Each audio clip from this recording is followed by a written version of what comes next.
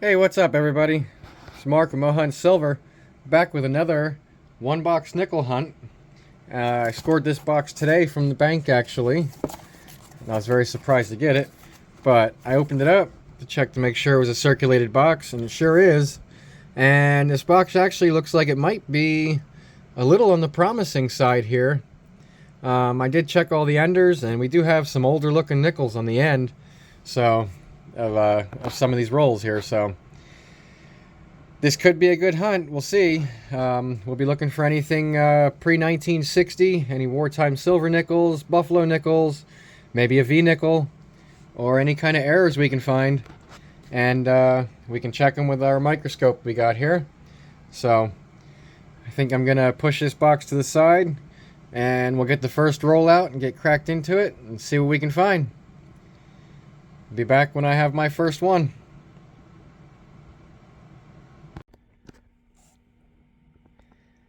Well, alright, our first finds come out of roll number 3, but it's going to give us a 1951 Philadelphia, and then also a 1954, and that's a Denver Mint. So 2 from the 50s, roll number 3. We'll see if this Loomis box can give us anything else good. Well, we got something good out of the box. I mean, it's in kind of rough shape here, stained up and beat up, but you can see that's a 1955 right there. And we'll flip it over and check that out. There is no D mint mark, so that would be a 55 Philadelphia, semi-key date. It's in rough shape, but I will take it. Pretty cool. Maybe this box will have something else good. Let's hope it does. Well, roll number 7. We have this here 1952. And that's going to be a Philadelphia in pretty average circulated condition. And then back in roll number 5, we also got this pretty beat up 1959, and that's a Denver. Alright, we'll keep going. Okay, we're about halfway through roll number 9 right now, and I came up to, we have a 1939, and it is a Philadelphia, so we can check that, which I don't see it with the naked eye, but we can check it for the doubling on the reverse of the 1939, and just check it again, make sure it's a Philly, which it is. Definitely don't see any doubling on Monticello or 5 cents at all. So, just a regular 1939 Philly. But we'll see if this roll has anything else and continue on. Alright, so we're up to roll number 12 right now, and I came across this really dirty, trashed 1942. Flipped it over. It is the non-silver version, so it's just the 1942 Philadelphia non-silver. That's roll number 12, and then a few rolls back between roll number 9 and up to roll number 11, I guess. Got these here, a few other 1950s. You got a 59, 55, and a 54. And then let me flip all 3 over. And you can see all 3 are Denver mint marks and in pretty rough shape. So we'll keep going, see what roll number 13 has, and be back. Alright, well, the next few rolls since that 1942 non-silver gave us a few more 1940s nickels. We have this 1940. That's a Philadelphia, pretty worn down.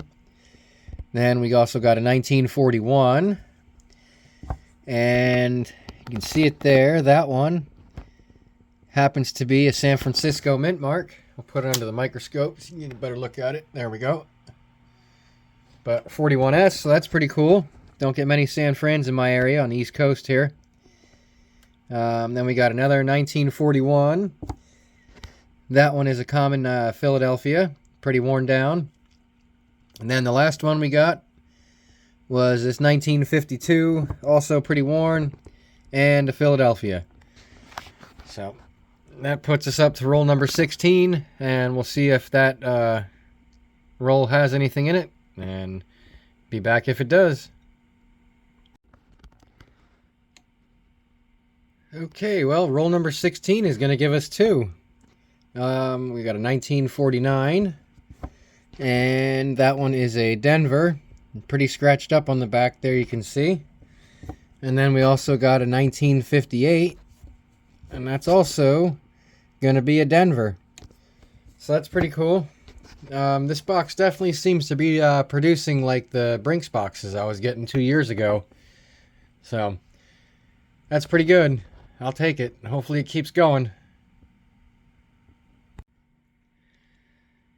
Alright, since roll number 16, we've had 5 more editions. We're up to roll number 20 now. And we had a 1940 Philadelphia, a 1953. That's going to be Denver. Then we had a 1946. And that's a Philadelphia. 1948, which is also a Philadelphia, in a little bit better shape than the rest of them. And then a 1959, which is also going to be a Denver. Alright. So that's pretty good so far through 20 rolls. You got at least 15 finds here, I'd say, at the minimum. Probably almost 25, or 20, I mean. Sorry about that. But not even halfway through the box yet. It's looking pretty good. Well, alright.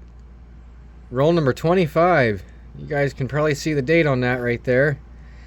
That's a 1945. And it's going to be a San Francisco. And you got the big S there, so you know what that means. That's a wartime silver. It's 35% silver. So we do have a silver nickel in the box. That's cool. And then a couple rolls earlier, we also got a 1956 Philadelphia, not in too bad a shape. And then a 1957, and that's also a Philadelphia, not in as good a shape. But that's pretty cool. So we're halfway done with the box, and I mean, look at all the finds we have so far. This is a pretty good box, I'd say. Let's hope the second half keeps up. Well, roll number 29 is going to give us another silver. Look at that, 1943. And we can flip it over. It's the Philadelphia. So we can check that for both the 3/2 right there. If I can get it in this, there we go. Which I don't see. And this one's kind of worn, so if checking for the double die here, it's going to be kind of tough. But I don't see it there either. But that's cool though. That's 2 silvers for this box. And we also got a 1958 out of that roll, and that one is going to be a Philadelphia, not in too bad a shape there too. You can see like 1 or 2 steps on it. Put that under the scope quick. Yeah, the top step is almost completely there, so that's pretty cool. Take that as well. We'll continue on. Very next roll, roll number 30. It's going to give us 2 more from the 40s. We got a 1941. And that's going to be a Philadelphia. And then a 1947. Oop, there we go. And that's also going to be a Philadelphia. Both of them are pretty beat up and worn down. Alright. Alright, in the next few rolls, this puts us up to roll number 33. We got 4 more nickels to add to the finds here. We got a 1949, and that's going to be another Denver. Then we got a 1952, that's also a Denver.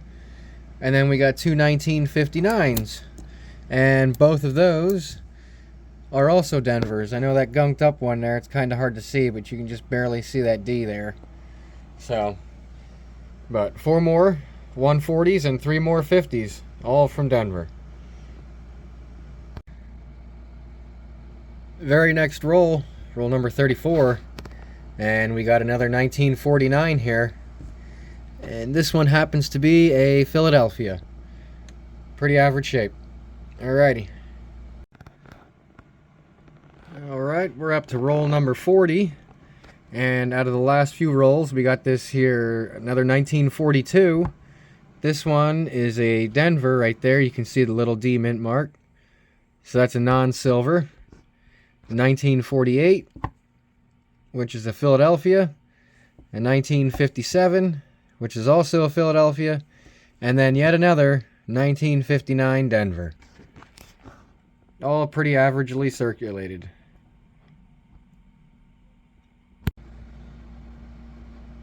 Alright, we're up to roll number 41, and we're going to get a second. You can see it there. It's kind of hard to read it, but we got a second 1939, and we can put it under the microscope.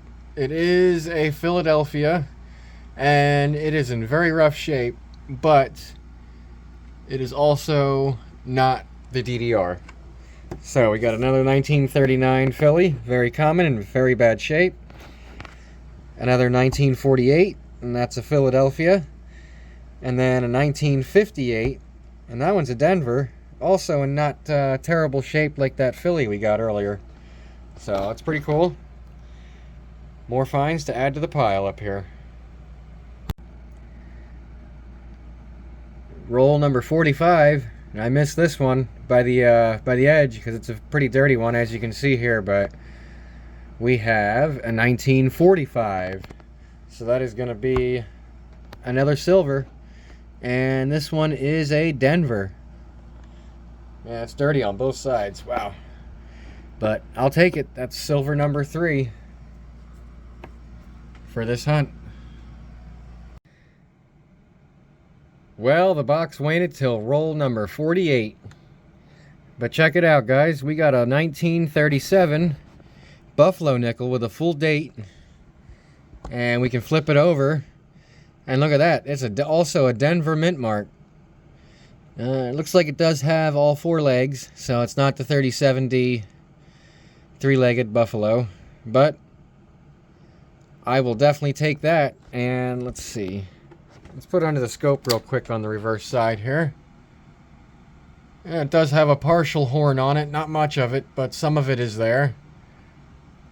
And you can see that D mint mark. That is awesome. So we got 3 silvers and a Buffalo for really good finds out of this box so far. And we got 2 rolls to go. We'll see what else we can find. Alright, well, we're back with the box wrap-up. Roll 49 and 50. We didn't get anything out of those 2 rolls. But, yeah. I mean, this was a pretty good hunt altogether. I mean, look at this. There's quite a few finds here altogether. So I'll just start up at the top. And we had 2 1939 Philadelphias right there. None of them are the DDR.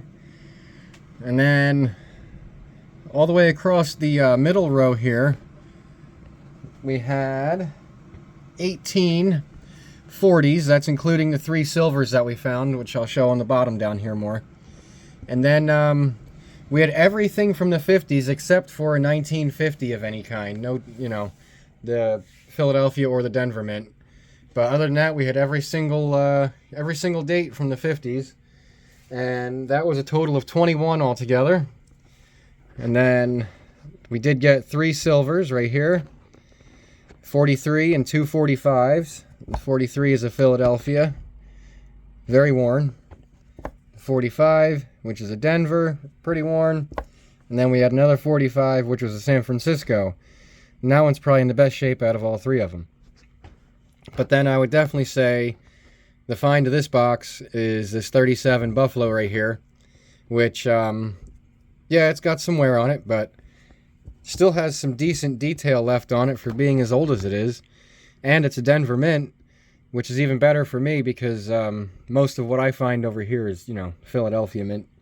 So it's cool to get a different mint mark other than Philly. So yeah, I'm real happy with this hunt. We didn't find any 09s, no proofs. Not even any foreigns, which was kind of strange. But I'm definitely happy with it. I'll take it any day. And I hope you guys enjoyed this. And if you did, please give it a thumbs up. And remember to subscribe to my channel. And if you made it to this point in the video, you know, the end here, I really appreciate it because I don't know how many of you actually do. So thank you. And I'll see you on the next one.